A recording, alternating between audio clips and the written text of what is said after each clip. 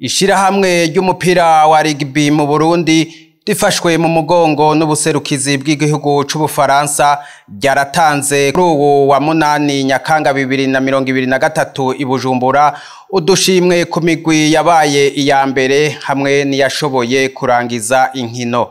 Aho hakaba hariko harugururwa igikombe c'isi yose mu mupira wa rugby kiriko kibera mu gihugu c'Ubufaransa. Umukuru w'ishirahamwe rya rugby mu Burundi Albert Havyarimana arabitubwira. Icambere nuko uyu munsi ari umunsi début ya Coupe du Monde 2023.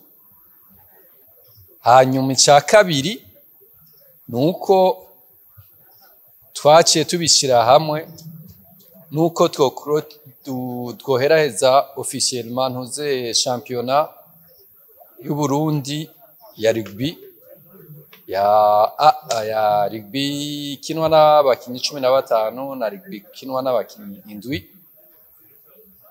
tukayiheraheza kuri uyu munsi ukomeye mu buzima bw'abakunzi ba rugby.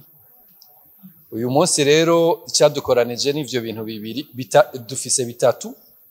Icambere uwo munsi umarka debut ya Coupe du Monde, icya kabiri gutanga ubushimwe ku ma equipe yarushize izindi, kurabira hamwe n'abarugbyman biwacu n'abakunzi ba rugby batawukina ntuzeye imace ija guhuza itanguza Coupe du Monde ija guhuza Ufaransa na Nouvelle-Zélande.